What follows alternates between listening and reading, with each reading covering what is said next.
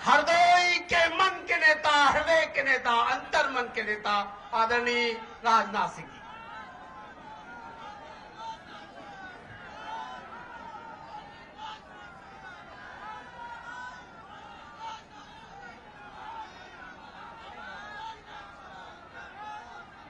Bharatiya Janata party Hardoi के जिलाध्यक्ष Shri Krishna ji Shastri, Bharatiya Janata party Uttar Pradesh के पूर्व अध्यक्ष डॉक्टर रमापति राम जी त्रिपाठी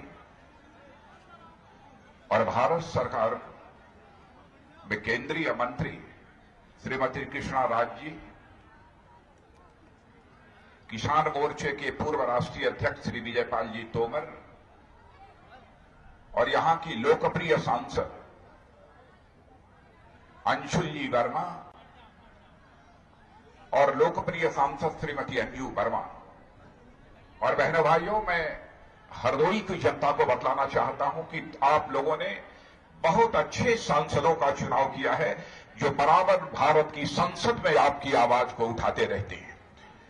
श्री सुरेश जी अवस्थी यात्रा प्रभारी, श्री अतुल दीक्षित अवर क्षेत्र प्रभारी, श्री पुरुषोत्तम जी खंडेलवाल, श्री राजीव रंजन जी मिश्र पूर्व जिलाध्यक्ष, श्री राघवेंद्र सिंह जी पूर्व सांसद, श्री नीरज सिंह क्षेत्रीय महामंत्री, श्री जगदम्बा जी संचालक, श्री ब्रज बहादुर जी क्षेत्रीय संगठन मंत्री, इस मैदान में उपस्थित मेरे सभी सम्मानित बहनों एवं भाइयों, यदि मैं ठीक याद कर रहा हूं, शायद वही मैदान है जब मैं उत्तर प्रदेश का मुख्यमंत्री था तो मुख्यमंत्री रहते हुए इसी मैदान में शायद किसी सार्वजनिक सभा को संबोधित करने के लिए मैं आया हुआ था।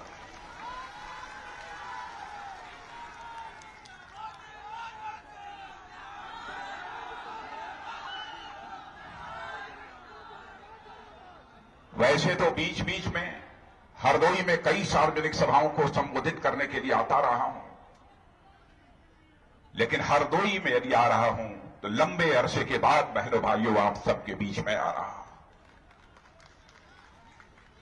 फिर भी आप लोगों ने बहुत ही गर्मजोशी के साथ स्वागत किया है। फूलों की हार पहनाकर आपने स्वागत किया है, तालियां बजाकर आपने स्वागत किया है, खड़े होकर आपने स्वागत किया है, साल भेंट कर स्मृति चिन्ह भेंट करके आपने स्वागत किया है।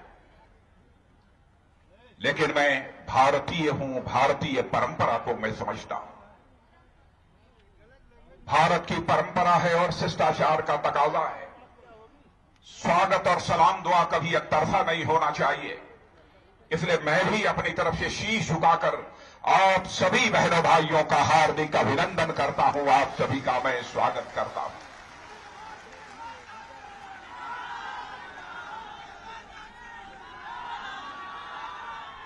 और इस कार्यक्रम के आयोजकों से कहना चाहता हूं, आपने जिस गर्मजोशी के साथ स्वागत किया है उसे तहे दिल हमने स्वीकार किया है।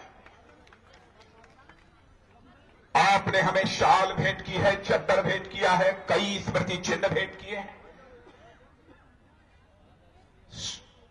मैं पुष्पों की हार तो स्वीकार करता हूं, लेकिन अपने जिलाध्यक्ष श्री कृष्ण जी शास्त्री को कहूंगा कि मुझे जो भी चद्दर भेंट किए गए हैं और जो भी स्मृति चिन्ह भेंट किए गए हैं वह मैं आपके हवाले करता हूं और इस विश्वास के साथ हवाले करता हूं कि मुझे जो भी चद्दर भेंट किया गया है, यह सारे चद्दर ऐसा गरीब जो कड़कड़ाती हुई ठंड में ठिठुर रहा हो, यह उसके हवाले कर दिया जाए।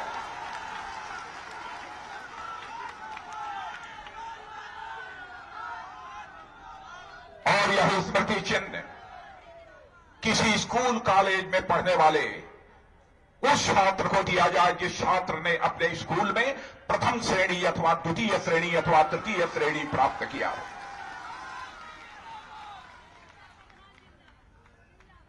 बहनों भाइयों, आप जानते हैं यह परिवर्तन यात्रा महीने भर पहले से प्रारंभ हुई है। यह भारतीय जनता पार्टी की परिवर्तन यात्रा है। और अब आप यह भी जानते हैं कि यह परिवर्तन यात्रा अब समापन की ओर बढ़ रही है। 24 तारीख को भारत उत्तर प्रदेश की राजधानी लखनऊ में इसका समापन होगा, जिस समापन कार्यक्रम में मैं स्वयं उपस्थित रहूंगा। मैं यह मानता हूं पूरे उत्तर प्रदेश में चलने वाली इस जो परिवर्तन यात्रा को जनता का जो समर्थन मिला है, उस समर्थन को देखने के बाद मैं कह सकता हूं यह परिवर्तन यात्रा सचमुच उत्तर प्रदेश में परिवर्तन की बुनियाद रखने में पूरी तरह से कामयाब रही है। यह कहने में भी कोई संकोच नहीं है। आप यह कहेंगे कि आपकी पार्टी ने यह परिवर्तन यात्रा निकाली है, कैसा परिवर्तन आप चाहते हैं? बहनों भाइयों, हम वही परिवर्तन चाहते हैं जिसका लंबे अरसे से हिंदुस्तान का सबसे बड़ा राज्य है उत्तर प्रदेश हकदार रहा है। हम वह परिवर्तन चाहते हैं।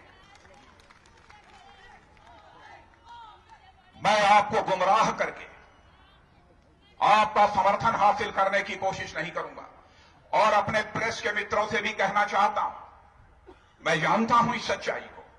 राजनेता जब कभी भाषण करने आते हैं, बहुत लोग ऐसे होते हैं जो कहते हैं नेता आते हैं, भाषण देते हैं, वादे करते हैं, चले जाते हैं, अपने वादों को पूरा नहीं करते हैं, जनता को गलत गलत बातें बोलकर गुमराह करते हैं। मैं प्रेस के मित्रों को इस जनसभा के सामने खड़े होकर यह कहना चाहता हूं, हमारी कोई भी बात गलत हो, हमारी कोई भी बात झूठी हो अथवा हम जनता को गुमराह करने की यदि कोशिश करें तो आप अपने अखबार के पन्नों पर लिख देना, मैं उसे सहज रूप से स्वीकार कर लूंगा। और बहनों भाइयों, यह बात मैं इसलिए कह रहा हूं, यह बात मैं इसलिए कह रहा हूं कि जीवन में यदि हमने राजनीति की है तो जनता की आंखों में धूल झोंक कर राजनीति नहीं की है, जनता की आंखों में आंख डाल कर राजनीति की है। बहनों भाइयों, इसलिए मैं यह बात कह रहा हूं।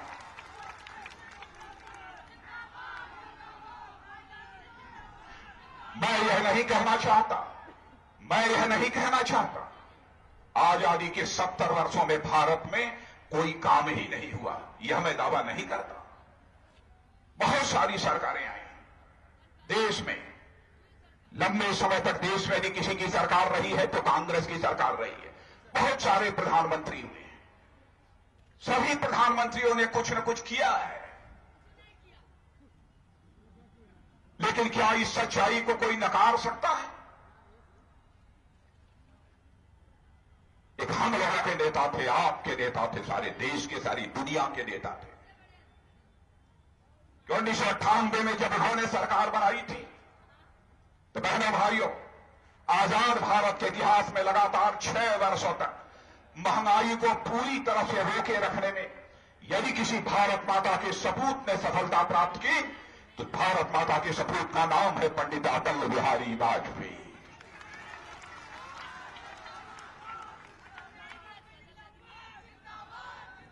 मेरे किसान भाइयों, मेरे गरीब भाइयों, गांवों को पक्की सड़कों से जोड़ने का सिलसिला आजाद भारत के इतिहास में यदि किसी राजनेता ने प्रारंभ किया तो उस राजनेता का नाम है अटल बिहारी वाजपेयी। जिस काम को उन्होंने प्रारंभ किया था वह आज तक पूरा नहीं हुआ। इतना ही नहीं, पोखरण में परमाणु विस्फोट कर भारत की ताकत का एहसास सारी दुनिया को कराने का काम यदि किसी ने किया तो भारत माता के लाल पंडित अटल बिहारी वाजपेयी ने किया।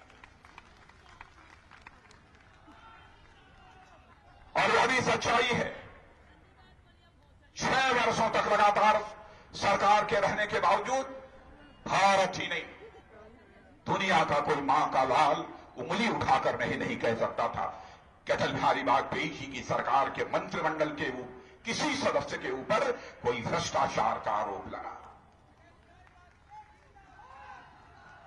आप यह कहेंगे कि राजनाथ सिंह आप यह सब बातें क्यों कर रहे हैं, यह बीती बातें हो गई।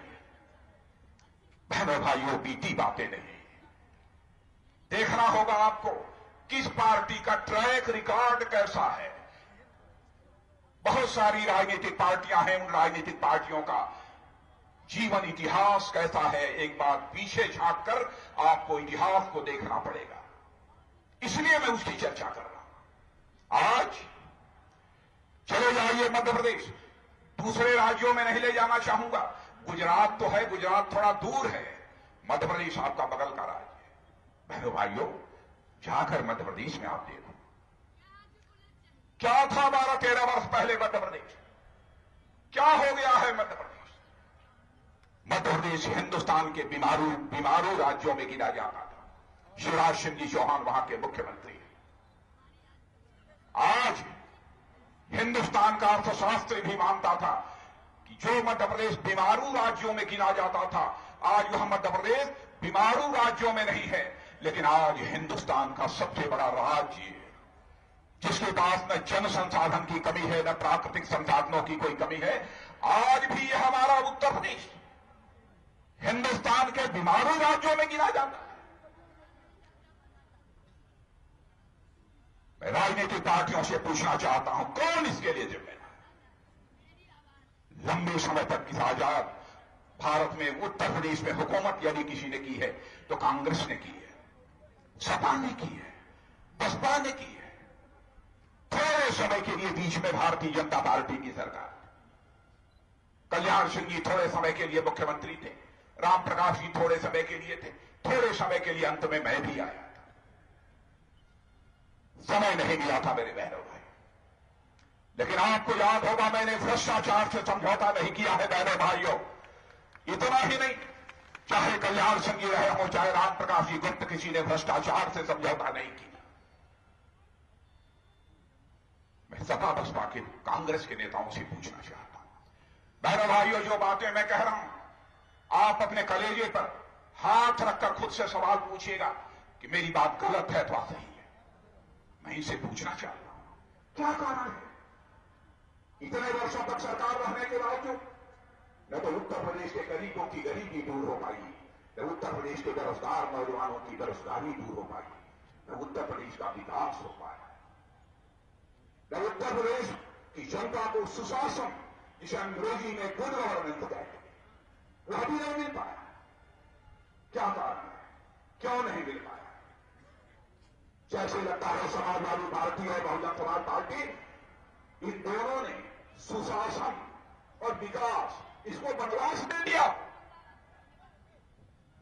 लेकिन आज हरदोई की जनता के इस विशाल जनसमूह के सामने खड़े होकर यकीन दिलाकर जाना चाहता हूं बहनों भाइयों, सपा और बसपा ने जो विकास और सुशासन को इस उत्तर प्रदेश में बनवास दिया है, तो उस विकास और सुशासन की घर वापसी हम भारतीय जनता पार्टी के लोग करेंगे। आपको विश्वास और भरोसा दिलाकर जाना चाहिए।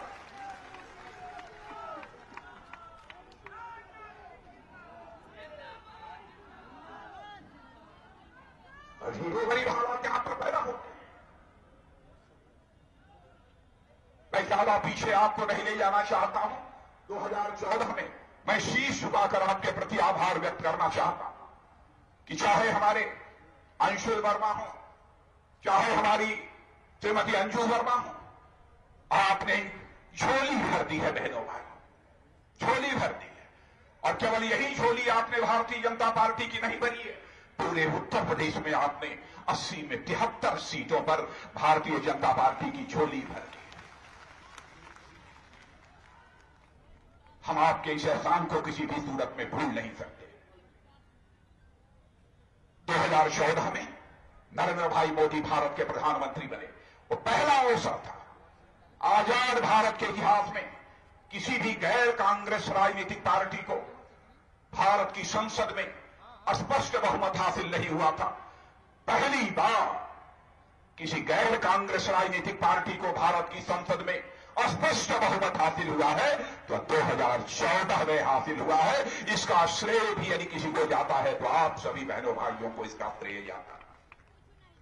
हमारे प्रधानमंत्री ने, याद है मुझे, उस समय में पार्टी का राष्ट्रीय अध्यक्ष था, उसी समय चुनाव हुआ, बैठकर हम लोग फैसला करते थे आगे क्या करना है, कैसे करना।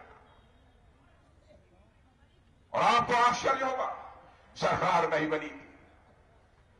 आज के प्रधानमंत्री नरेंद्र भाई और पार्टी का अध्यक्ष होने के नाते मैं, दोनों लोग जब सारे देशों में जाकर सार्वजनिक सभाएं करते थे तो रास्ते में हम लोग बात करते थे, भाई केवल सरकार बनाने से काम नहीं चलेगा।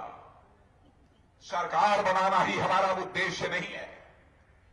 सरकार बनाने के लिए हम राजनीति नहीं कर रहे हैं। हम राजनीति कर रहे हैं तो केवल सरकार बनाने के लिए नहीं, हम राजनीति कर रहे हैं तो देश बनाने के लिए राजनीति कर रहे हैं। और यही हम लोग आपस में चर्चा किया करते।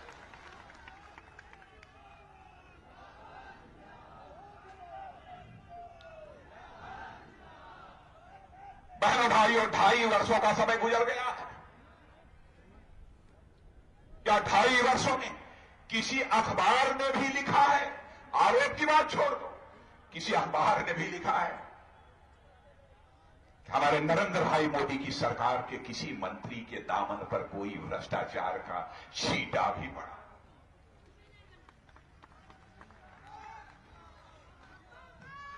एक छींटा भी नहीं पड़ा।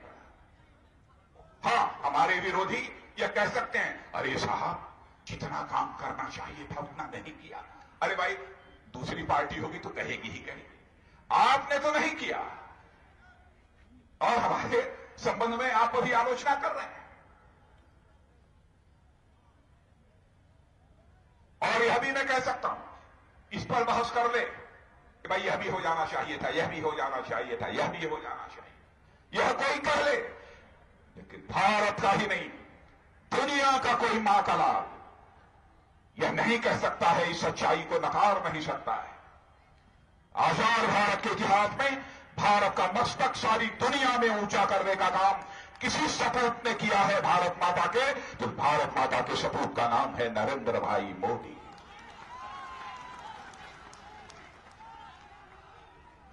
बहनों भाइयों, इस पर तो बहस नहीं हो सकती।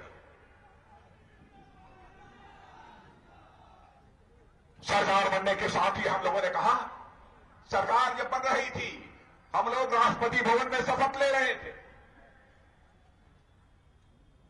उस समय प्रेस को संबोधित करते हुए नरेंद्र भाई मोदी ने कहा, पत्रकारों ने पूछा कि मोदी जी कुछ तो बोलिए, मैं भी था, कुछ तो बोलिए, कुछ तो बोलिए।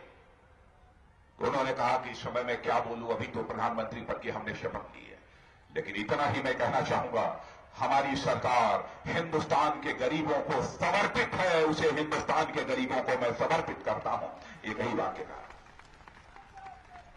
इसका मतलब यह नहीं है कि हम किसी के विरोधी हैं, विरोधी नहीं, क्योंकि हम जानते हैं भारत विश्व की आर्थिक महाशक्ति बनना चाहता है, तो भारत केवल कुछ लोगों का विकास करके कुछ लोगों को धनवान बनाकर विश्व की आर्थिक महाशक्ति नहीं बन सकता।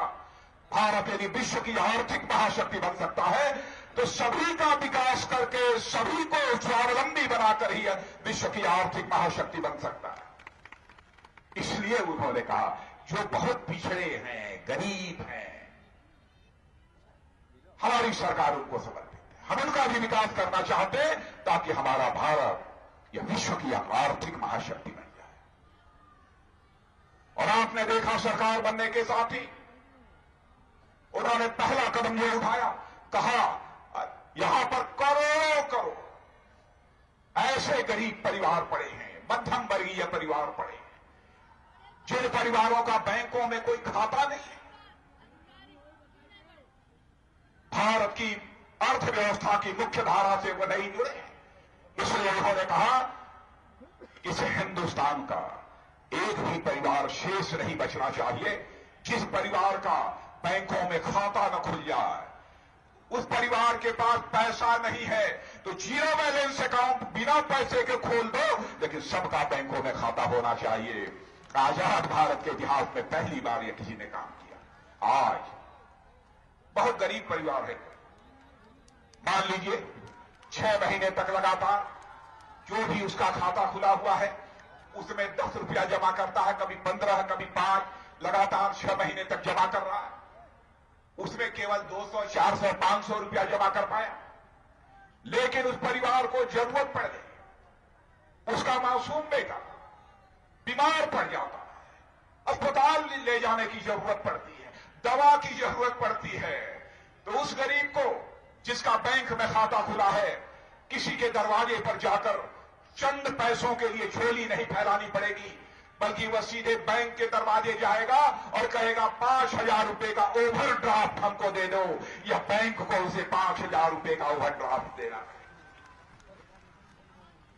और इसी अकाउंट के माध्यम से खाद पर जो सब्सिडी मिलती है अब तक, जो फैक्ट्री मालिकों को जाती है, फैक्ट्री मालिकों को नहीं जाएगी।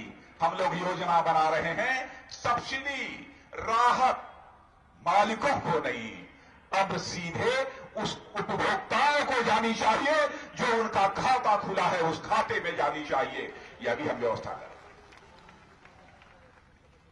हमारा छात्र स्कॉलरशिप पाता है, वजीफा पाता है, वृद्धावस्था पेंशन, विधवा पेंशन, स्वतंत्रता संग्राम सेनानी पेंशन। अब यह सब सारे पेंशन बिचौलियों के माध्यम से आधे अधूरे आपके पास नहीं पहुंचेंगे, बल्कि दिल्ली के बैंक के खाते से निकलेंगे और आपके गांव में जो आपका बैंक का खाता होगा उसमें अपने आप पहुंच जाएंगे। यह सब सारी योजनाएं हम लोग बनाने का काम इस समय कर रहे हैं। यह सिलसिला निरंतर चल रहा है। और आप जानते हैं बहनों भाइयों, इतने बड़े काम चुटकी बजाकर चंद महीनों में नहीं हो सकते। काम बहुत सारे कामों को करना, और उसी दिशा में हम लोग तेजी के साथ अपने कदम आगे बढ़ा रहे हैं। उज्ज्वला योजना, क्या आपने कभी कल्पना किया था गरीब परिवार की माताओं को भी गैस चूल्हा पर खाना बनाने का अवसर इसे हिंदुस्तान में प्राप्त होगा? प्रधानमंत्री उज्ज्वला योजना के अंतर्गत अब हम लोगों ने प्रारंभ किया, 5 करोड़ गरीब परिवारों को हम गैस कनेक्शन मुहैया कराएंगे। कुछ चंद पैसों पर एक प्रकार का मुफ्त ही मानिए, ताकि उनके आंखों से भी खाना बनाते समय आंसू न निकले। इसलिए हम देना चाहते हैं कई योजनाएं, खाद। और मैं कहना चाहता हूं, मुझे इसकी परवाह नहीं है। यदि मेरी बात गलत हो तो हाथ उठा दीजिए। क्या यह सच नहीं है? पहले से खाद सस्ती हो गई है? यह सच है कि नहीं? सच हो तो तालियां बजाइए।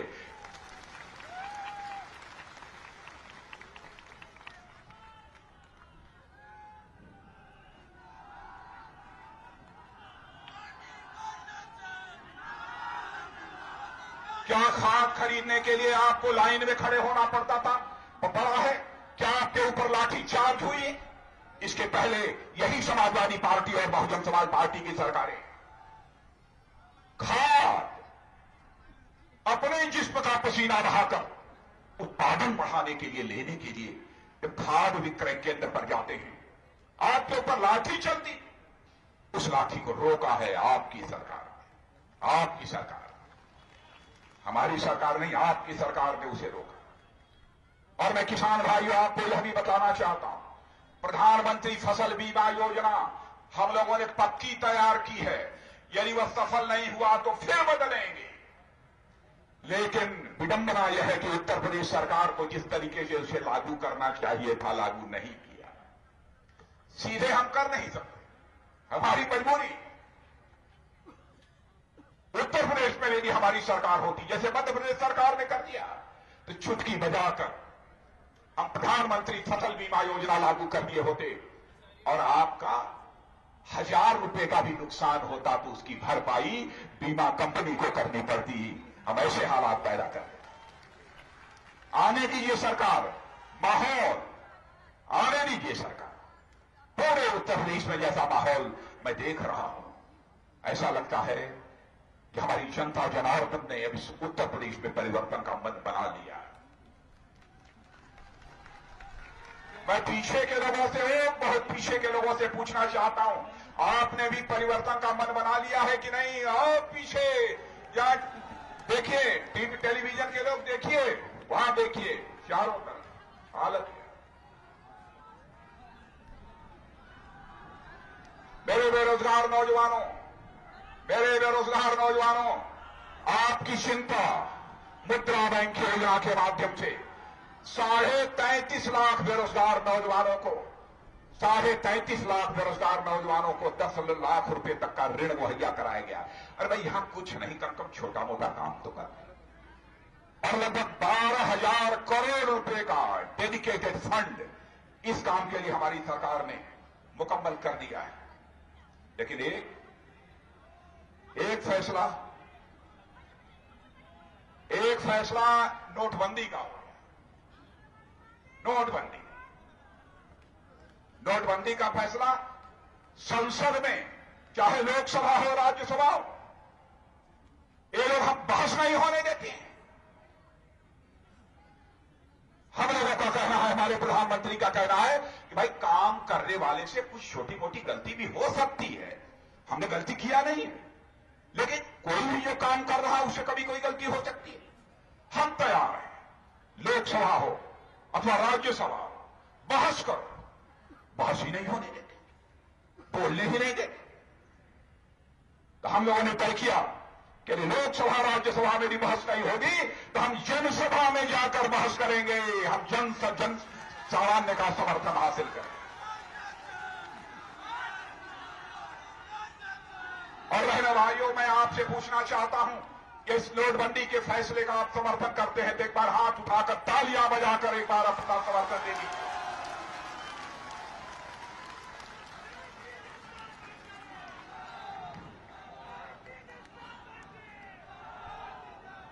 बहनों भाइयों, यह फैसला अपने लिए नहीं किया है हम लोगों ने, कुछ लोगों के लिए नहीं किया है। यह फैसला जो हम लोगों ने किया है देश के लिए किया है, राष्ट्र के लिए किया है, राष्ट्र बनाने के लिए। हम चाहते हैं कि भ्रष्टाचार की गुंजाइश ही समाप्त हो जाए। और मैं याद दिलाना चाहता हूं, पढ़े लिखे लोगों को जानकारी है, गलत काम करने से कैसे लोग रुकें, कैसे बचें, इसके लिए भी प्रयत्न होना चाहिए। किसी भी सरकार की एक सामाजिक जिम्मेदारी यह भी होती है, जिम्मेदारी का निर्वाह करें। हम लोग उसी दिशा में कदम बढ़ा रहे हैं। हर मनुष्य चरित्रवान बने, हर मनुष्य संस्कारित बने। और इसीलिए आपको एक कहानी सुनाना चाहता हूं। स्वामी विवेकानंद का नाम सुना है? सुना है? स्वामी विवेकानंद एक बार अमेरिका गए भाषण करने। तो जब वो गेरुआ वस्त्र पहने थे, ढीला ढाला पगड़ी साफा यह सब पहने थे, तो वहां बहुत सारे लोग suited booted painted painted scented जो लोग बैठे हुए थे, वो स्वामी विवेकानंद को देख कर हंसने लगे। कैसा भारत का है, कैसा है, ड्रेस भी इसका ठीक नहीं है, ढीला ढाला पगड़ी फगड़ी यह पहने हुए, हंसने लगे। तो जब स्वामी विवेकानंद भाषण देने के लिए खड़े हुए तो उन्होंने कहा, मेरे बहनों भाइयों, मुस्कराइए मत। आपके देश में टेलर मनुष्य बनाता है, लेकिन हमारे देश में करेक्टर मनुष्य बनाता है। यह है हमारे।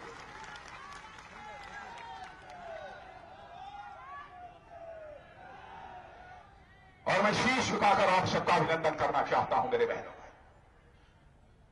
थोड़े समय के लिए तकलीफ भी आपको उठानी पड़ी है, आपने सहर्ष देश के लिए तकलीफ उठाना स्वीकार किया है।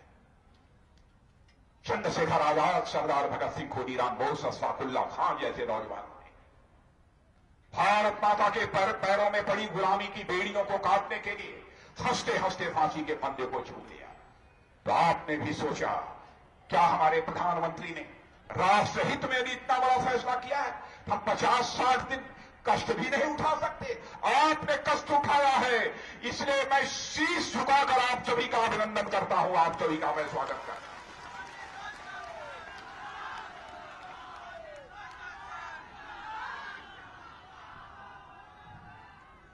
कुछ ही दिनों में हालात बदलने लगे और हमारे कांग्रेस के सपा बसपा के लोग कहते हैं, लेकिन मैं कहूंगा हमारी पार्टी के नहीं है, नीतीश कुमार ने समर्थन किया है। नीतीश कुमार जी बिहार के मुख्यमंत्री ने समर्थन किया है। नवीन पटनायक जी उड़ीसा के मुख्यमंत्री ने भी नोटबंदी का समर्थन किया। लेकिन कांग्रेस सपा बसपा क्या कहते हैं? कहते हैं ये तो बीजेपी वाले, मोदी जी ने तो सबको लाइन में खड़ा कर दिया। वाह भाई वाह। अरे भाई राशन के लिए इस हिंदुस्तान में लाइन मेरे कांग्रेस के दोस्तों किसने लगवाई? गैस कनेक्शन के लिए लाइन किसने लगवाई? टेलीफोन के लिए लाइन किसने लगवाई? अरे मिट्टी के तेल के लिए लाइन किसने लगवाई? अरे चीनी के लिए लाइन किसने लगवाई? इतना ही नहीं, शौचालय के सामने लाइन किसने लगवाई? लाइन तो सभी जगह आपने लगवाई है। हम उस लाइन को तोड़ना चाहते हैं, हम उस लाइन को तोड़ना चाहते हैं। हम ऐसी कतार को समाप्त कर देना चाहते हैं। हम चाहते हैं कि हिंदुस्तान का अमीर हो और गरीब हो, सबके लिए एक ही व्यवस्था हो। अमीर के लिए अलग और गरीब के लिए अलग व्यवस्था नहीं होनी चाहिए, सबके लिए एक ही व्यवस्था हो।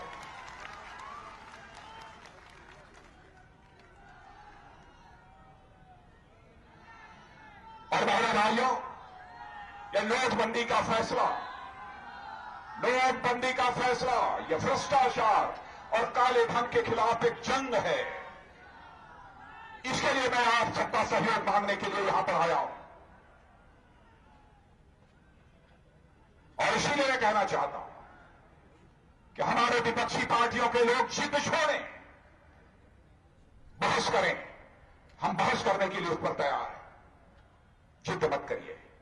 आपने आतंकवादी गतिविधियां विगत 30 वर्षों में बड़ी तेजी के साथ बढ़ी है। माओवादी नक्सलवादी गतिविधियां, नॉर्थ ईस्ट में उग्रवादी गतिविधियां। बहनों भाइयों, आज मैं आपको बताना चाहता हूं, सारी नक्सलवादी गतिविधियों की, नक्सलवादियों की और उग्रवादियों की कमर इस नोटबंदी के कारण टूट गई है। और भारत का गृह मंत्री होने के नाते मैं आपको यकीन दिलाना चाहता हूं, प्रेस को लोग पता लगा ले, क्या यह सच नहीं है कि यह नक्सलवाद जितना चरम पर था, आज उसमें 50 से लेकर 60% तक की कमी आ गई है पिछले 2-2.5 वर्षों में। हमारे पास आंकड़े हैं। भारत का गृह मंत्री होने के नाते मैं जानता हूं वह आंकड़े हैं। हम देश में काले धन की जो समांतर अर्थव्यवस्था है उसको समाप्त करना चाहते हैं। एक आरोप और लगाते हैं, यह बताइए साहब, 2-2.5 वर्ष हो गए, क्या किया आप लोगों ने आके? क्या किया? काले धन के खिलाफ क्या किया? अरे मेरी कांग्रेस के दोस्तों, 3 साल से या 2.5 साल से या 2 साल हो सकता है, सुप्रीम कोर्ट का आदेश पड़ा हुआ था एसआईटी बनाने के लिए, काले धन की जांच के लिए। वह नहीं बना रहे थे। और मैं कहना चाहता हूं, मेरे बहनों भाइयों, शपथ लेने के बाद, सरकार बनने के बाद जो पहली कैबिनेट की बैठक हुई थी, पहली कैबिनेट के बैठक में काले धन के खिलाफ एसआईटी बनाने का फैसला भी किसी सरकार ने किया है तो आपकी सरकार ने किया है, हमारी सरकार ने किया है। मेरे बहनों, ये कैसे आरोप लगा? ये कांग्रेस के नौजवान नेता हैं, जानते हैं ना? जानते हैं कि नहीं? कांग्रेस के नौजवान नेता। अब वो कहते हैं हमारे पास ऐसे पुख्ता सबूत हैं, बोलूंगा तो भूचाल आ जाएगा,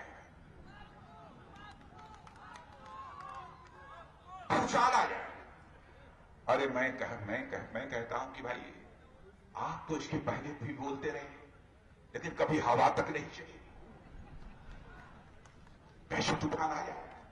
और यह भी देखिए, जहां भी वह बोलते हैं, कांग्रेस की जमीन वहां खिसक जाती है अथवा उनकी जमीन वहां खिसक जाती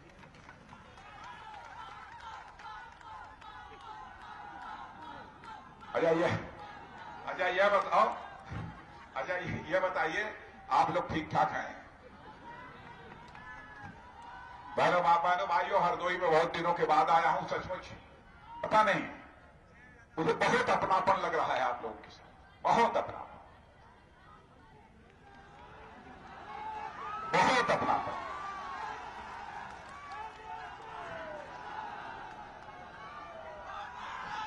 और मैं जानता हूं कि मुझे जितना आना चाहिए, जिम्मेदारी बड़ी हो गई है।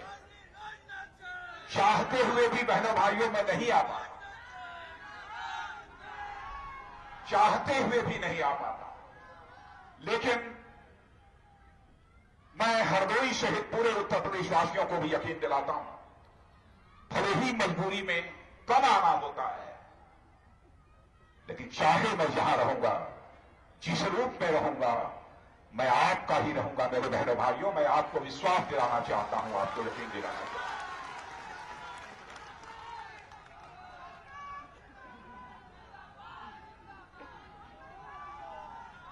यह बतलाइए कि क्या हाल है ओलावृष्टि में जो फसल बर्बाद हो गई थी, मुआवजा सबको मिल गया?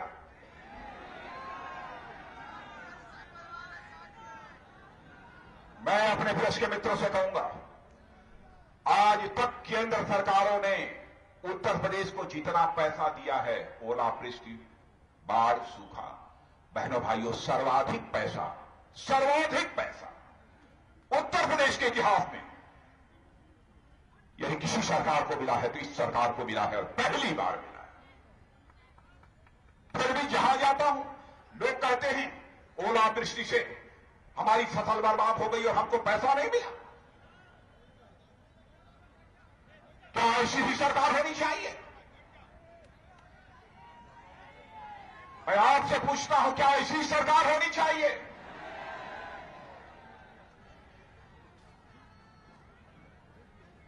और मैं, जो पैसा स्वीकृत होता है उस हाई लेवल कमेटी का चेयरमैन मैं खुद हूं केंद्र में, इसलिए मैं दावे के साथ मैं यह बात कर रहा हूं। और इतना ही नहीं, हमारे प्रधानमंत्री ने जब ओलावृष्टि पड़ी, फसल बर्बाद हो गई, तो उन्होंने कहा भाई 50% से ज्यादा फसल बर्बाद हो जाएगी तब मुआवजा मिलेगा। यह नियम था पहले। तो हम लोगों ने कहा नियम बदलना चाहिए। यदि 1/3 भी फसल बर्बाद हो जाती है, उससे कम भी बर्बाद हो जाती है, तब भी मुआवजा मिलना चाहिए। और यह आदेश जारी कर दिया था। और पहले 1 हेक्टेयर तक का मिलता था। हम लोगों ने कहा कि 1 हेक्टेयर नहीं, 2 हेक्टेयर तक मुआवजा मिलेगा। यह भी आदेश हम लोगों ने जारी कर दिया। हमारे प्रधानमंत्री जी बाहर जा रहे थे, रात को 12 बजे मैंने फाइल भेजी, उन्हें 10 घंटे। यह हालत है। अगर धान खरीद तो खूब हो गई होगी अब तो मजे में। धान खरीद, गेहूं खरीद वगैरह सब ठीक ठाक चल रही है या पीछे के लिए बताइए? एकदम पीछे के लिए नहीं भैया, इधर नहीं। एक बात, मेरी बात गलत हो, एक भी ताली नहीं बजनी चाहिए। सही हो, 1 मिनट, मेरी बात गलत हो तो एक भी ताली नहीं बजनी चाहिए। सही हो तो कोई हाथ नीचे नहीं होना चाहिए। क्या यह सच नहीं है? उत्तर प्रदेश के मुख्यमंत्री रहते हुए मैंने आपका भीगा हुआ धान भी खरीदने का काम किया था। क्या यह सच है कि नहीं है? पीछे के लोग बताइए। धान खरीदा था, गेहूं खरीदा था। मैं सपा बसपा के मुख्यमंत्रियों से पूछना चाहता हूं, क्यों हमारे किसानों की पेट के ऊपर लात मार रहे हैं? क्यों हमारे किसानों के पसीनों के साथ क्रूर मजाक कर रहे हैं? कब तक यह सिलसिला चलेगा? यह सिलसिला बंद होगा, यकीन दिलाता हूं। गन्ने का भुगतान हो गया? नहीं हुआ, कुछ नहीं। देख सरकार कर क्या रही है? गन्ने का भुगतान नहीं हुआ। 6,000 करोड़ रुपया बैंकों के माध्यम से हम लोगों ने पेमेंट कराया। यह केंद्र सरकार की जिम्मेदारी नहीं है। जिम्मेदारी है गन्ना किसानों का भुगतान कराने की तो राज्य सरकार की है। नहीं किया। कानून व्यवस्था सब ठीक ठाक, सही सलामत? कोई हत्या, चोरी, डकैती, अपराध, बलात्कार या कुछ नहीं ना? सब ठीक है ना? नहीं है। पहले भाइयों यकीन दिलाता हूं, सरकार बना दो एक मजबूत। कोई गुंडा बदमाश अपने सीने का बटन खोलकर उत्तर प्रदेश की सड़कों पर घूमने की जरूरत नहीं करेगा।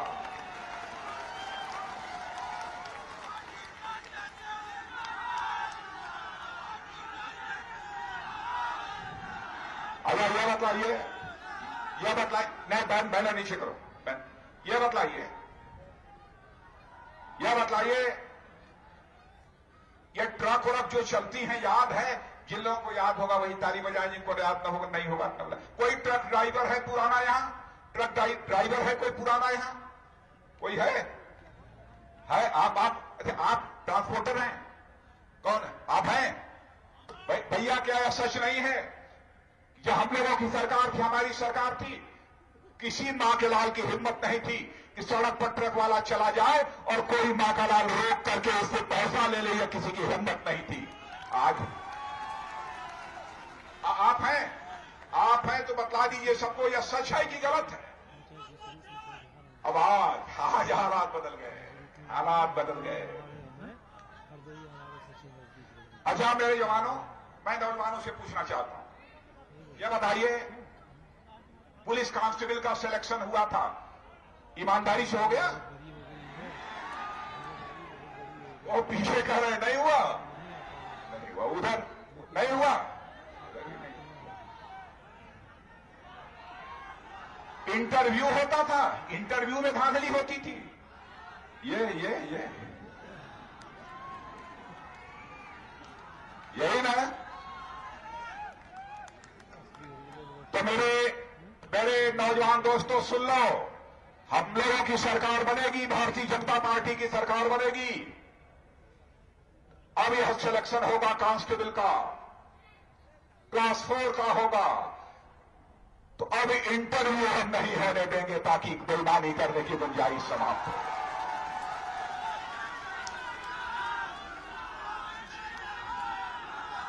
यह चलेगा कि नहीं? बढ़ेगा? Very good. अच्छा ये बताओ, मैं जवानों से ही पूछ रहा हूं, जवानों से यह बताओ, आपको अपनी मार्कशीट अटेस्ट करानी होती है, आपको अपनी सनद अटेस्ट करानी होती है, प्रमाणित कराते हैं ना, आय प्रमाण पत्र, सनद प्रमाण पत्र, सनद, मार्कशीट, या प्रमाणित कराने के लिए कहीं जाते हैं कि नहीं जाते हैं? किसके पास जाते हैं? जरा जोर से बोलो। गश्त अफसर, गश्त अफसर अथवा एमएलए साहब अथवा एमपी साहब, वही आते हैं ना? क्यों वही आते हैं ना? वही आते हैं ना? लेकिन सुन लो, हमारे प्रधानमंत्री ने तय कर दिया है, और यहां सरकार बनेगी तो उसे लागू करेंगे। अरे भाई, हमारा वह नौजवान भारत का नागरिक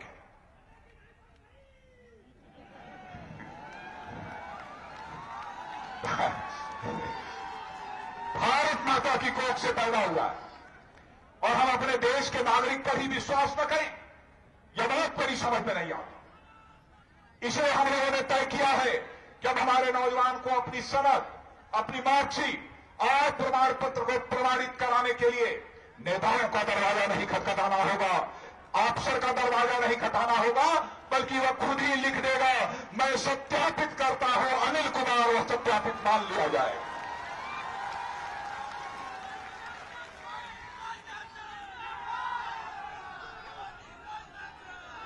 बहनों भाइयों, बातें बहुत हैं, बातें बहुत हैं, लेकिन मुझे आश्चर्य होता है, सभी लोग राजनीति करते हैं, और राजनीति में नीति शब्द लगा है, और जिस राजनीति में नीति शब्द लगा हो, उस राजनीति के माध्यम से अनीति करती है। लोगों के साथ इंसाफ करना चाहिए, न्याय करना चाहिए, वो इंसाफ और न्याय नहीं करते। अजीबोगरीब हालत है। लेकिन बहनों भाइयों, भाषण बहुत लंबा नहीं करूंगा, करें कि छोड़ दें? बहुत लंबा हो जाएगा, वो लंबा हो जाएगा, अब नहीं बोलेंगे। लेकिन इतना मैं हरदोई के मेरे बहनों भाइयों और उत्तर प्रदेश के मेरे दोस्तों, मैं आपको यकीन दिलाना चाहता हूं, किसी भी सूरत में हम आपका मान सम्मान स्वाभिमान ये टूटने नहीं देंगे, आपका मस्तक हम कभी झुकने नहीं देंगे, आपको विश्वास दिलाकर जाना चाहिए। आपने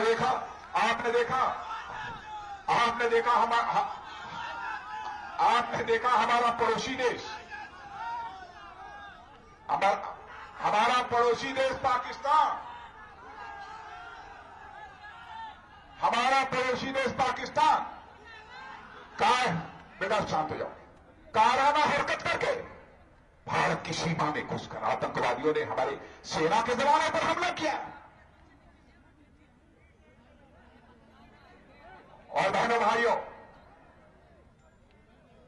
हमारे सेना के जवानों ने जिस तरीके से चर्चा खूब सुनी होगी सर्जिकल स्ट्राइक, जो करिश्मा दिखाया है कि उनके हौसले पस्त हो गए। और मैं बतलाना चाहता हूं, भारत के अंदर वो ताकत है कि हम इस ओर भी मार सकते हैं यदि कोई हमारे ऊपर हमला करेगा, और उस ओर भी मार सकते हैं। यह कुव्वत भारत के अंदर है।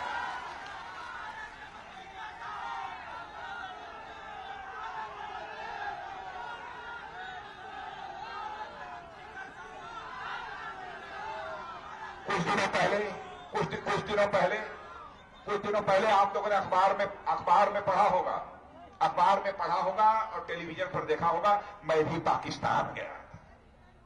मैं गया था कि नहीं पाकिस्तान? कितने लोगों को मालूम है पाकिस्तान गया था? अरे सबको मालूम है, सबको। बहनों भाइयों, पहले तो मैं नहीं जाने वाला था। पहले मैं कहा कि नहीं जाऊं। मैंने अपने राज्य मंत्री को कहा, किरण जी को, कि भाई आप चली जाइए। तब तक 2 दिन पहले मुझे खबर मिली कि वहां पर मेरे जाने के खिलाफ नारेबाजी हो रही है और वहां के आतंकवादी मेरे खिलाफ प्रदर्शन कर रहे हैं। और वहां एक सम्मेलन होने वाला था, 8 देशों के लोग आने वाले थे, उसी में भाग लेने के लिए जाना था। पहले तो नहीं जाने का मन था। जब मैंने सुना कि आतंकवादी पाकिस्तान की सड़कों पर मेरे खिलाफ प्रदर्शन कर रहे हैं, नारेबाजी कर रहे हैं,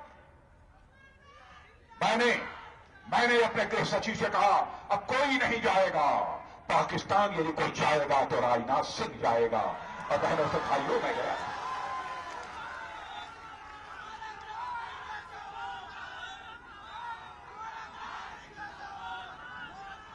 और ये पाकिस्तान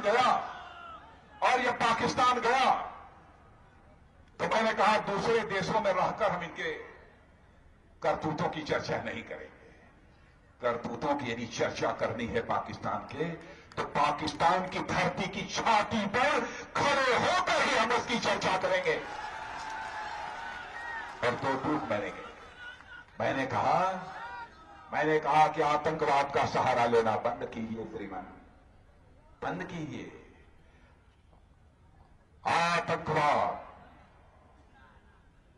ये बहादुरों का हथियार नहीं होता है, कायरों का हथियार।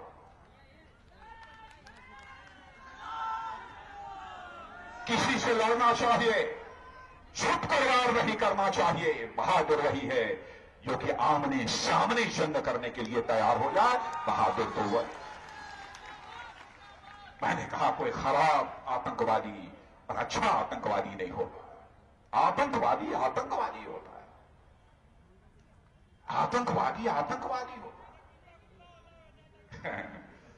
वैसे वो हमारा पड़ोसी देश है।